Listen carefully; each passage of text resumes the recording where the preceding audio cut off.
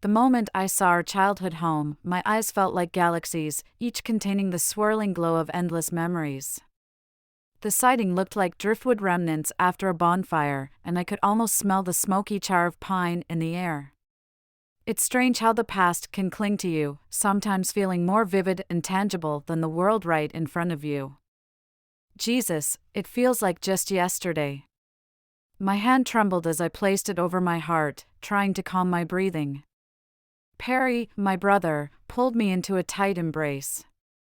His strength was like an anchor, grounding me. "The house hasn't changed much," he said, his voice steady and reassuring. "But we have."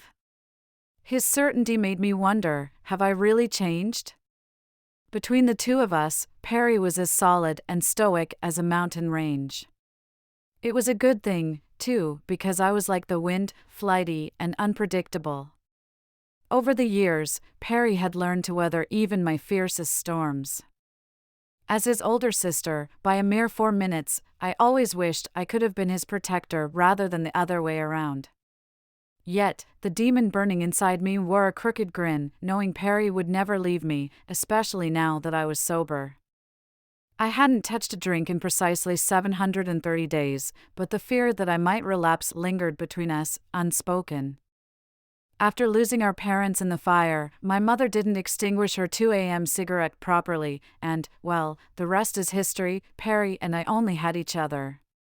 But let's call a spade, we were as messed up and codependent as they come. Who chooses to visit the root of their addiction on the anniversary of their sobriety? As Perry gently pushed the house's dilapidated front door open, it creaked on its rusted hinges, barely holding on. "After you," Perry gestured, squinting in the sunlight. Ever the gentleman, even in this dreary place. As he held the door, the shallow scar on his right cheek taunted me like a schoolyard bully. It always pulled me in. Some days, I was sure I'd dive right in and drown. Other days, I wished to God or the devil to let me finally drown. That mark became permanently etched on Perry's face the day I quit drinking, exactly 730 days ago. That was when Perry screamed bloody murder at me from the passenger seat. "Jackie, stop the fucking car!" But my blood was too poisoned with Bacardi Limon to listen. All I remember was my vehicle wrapped around a tree. I could have died that day, but what haunts me is that I almost killed Perry. A lot can happen in 730 days. But I assure you, forgiving yourself isn't one of them. "Well, you coming in?" Perry asked, still holding the door open. I shook it off and exchanged a knowing glance with my brother. Though fraternal, I swear we had twin telepathy. I exhaled and stepped inside. "Watch your step," I warned, tension in my brow. I imagined the rickety floorboards collapsing beneath us, sending us crashing into what was once our dad's man cave. That's where he was passed out on the night of the fire. "Kids, stay here. Do not move," our mother had instructed after getting us safely out of the house. I remember the black soot on her face and the spiderweb veins in her eyes as she shook us firmly by the arms. "I'm getting your father." Perry and I clung to each other, shaking. The heat from the inferno felt like standing in a volcano. We never saw our parents again. 2 decades later, there we were, Perry and I, traversing the wreckage of our old home. It was midday, yet the house seemed to echo a pale blue midnight. My shoulders were hunched, as though we were in a haunted house attraction. I coughed into my arm, the air thick with dust. As I cleared my throat, Perry called out from behind me. "Jax, look at this." "The fireplace," he said, awe filling his voice. "Unbelievable." "It's still here," I whispered, a lump forming in my throat. It was as though a fairy godmother had breezed through, bringing the decaying living room to life with a magical paintbrush.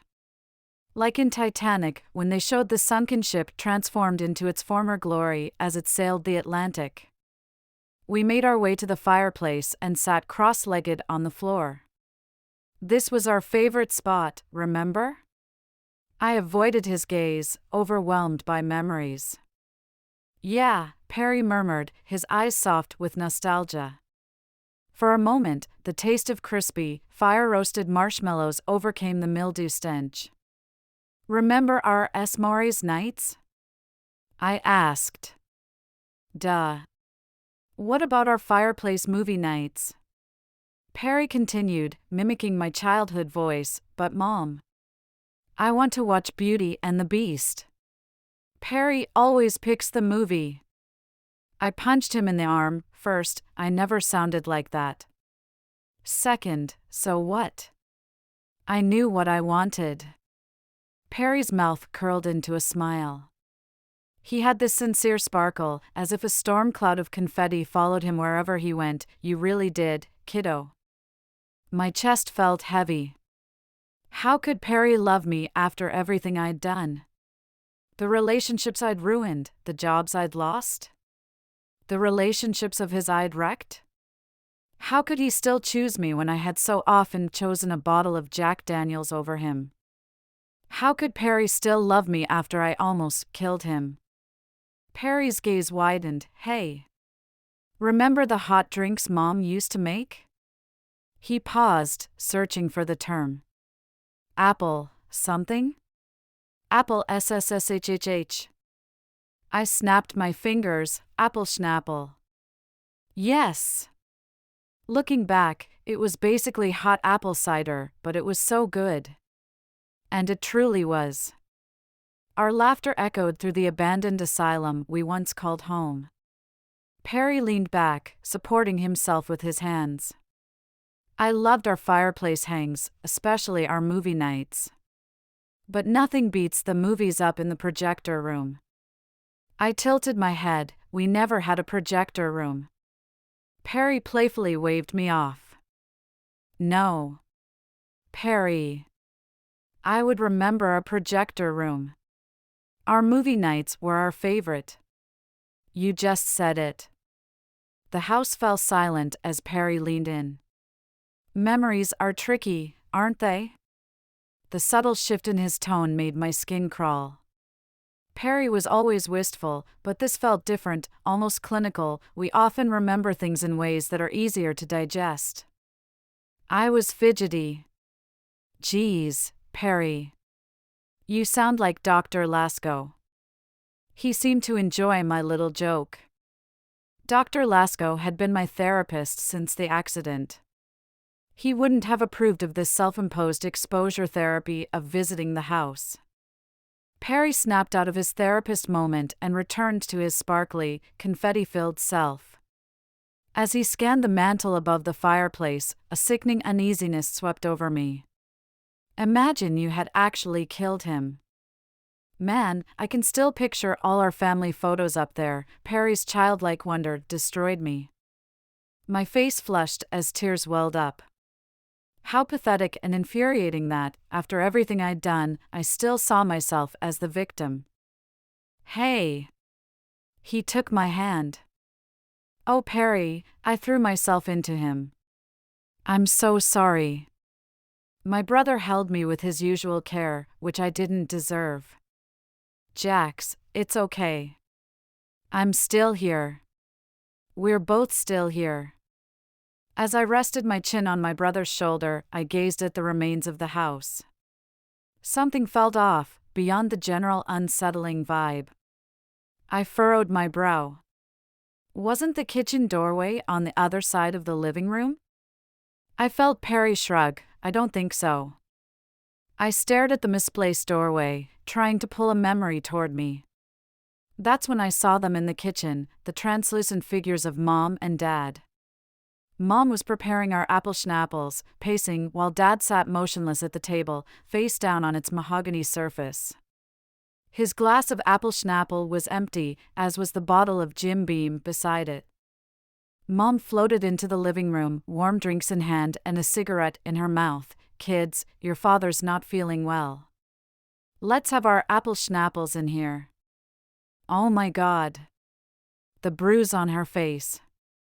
Perry jarred me back to reality with the gut punch of his next words. You're remembering the truth about Mom and Dad, aren't you? I pulled away from him. How did you? My brother looked down, tracing the floor with his finger. We always put them on a pedestal after they died. A shiver ran down my spine. What are you talking about? As Perry continued, his words grew more detached. Do you remember the first drink Dad ever gave you? My eyes darted around the room as my pulse quickened. As much as I wanted to escape Perry's words, I remembered. I could hear my dad's slurred encouragement. Come on, Jackie. Just one drink. It'll be our special time, just you and me. The bitterness of that first beer sip made me squirm, but the idea of special time with my dad, and the desperate hope that maybe he did love me, was overwhelming, like a full moon swallowing me whole. I was just a child, and much like how my mom ignored my father's drinking, she turned a blind eye when it came to me. I'd used my parents' deaths as an excuse for my alcoholism for so long, because admitting they helped create the monster I became felt like a knife to the heart. Knowing I lacked the strength to conquer the addiction on my own twisted that knife in my chest. The room spun, my face blistering hot like the night of the fire. Or was it the warm heat of the fireplace from our childhood? The fireplace memories flickered through my mind until they dissolved into nothing. I doubled over, thinking I might vomit. We never had a fireplace. Perry nodded, matter-of-factly. My fingernails dug into my thighs. When I looked at the fireplace, it was gone. Only a blank wall of faded, forest green wallpaper remained. Our house was once on fire, yes, but that was it. There was never a happy childhood fireplace. Ever. My hands were cold and clammy. I leaned back against the wall behind me. Perry. Where are we? He stood and glided toward the staircase. One hand on the banister, he creaked up the steps, one by one, heading to the second floor. My mouth was bone dry. Perry. He paused and turned toward me. Come to the projector room. We love watching movies together, don't we? There's a movie I'd like to show you. As my brother disappeared from sight, I did what every classic horror movie would warn against. I went upstairs. I found Perry at the end of the ominous hallway. Large, empty picture frames lined the oxblood walls leading to him.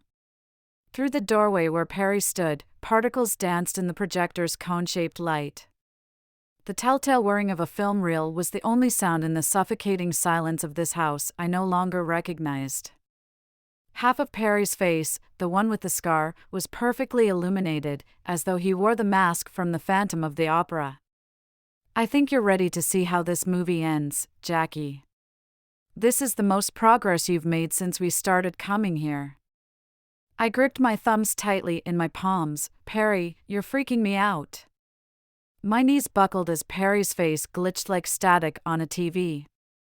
As his face returned to normal, deadpan, he disappeared into the room.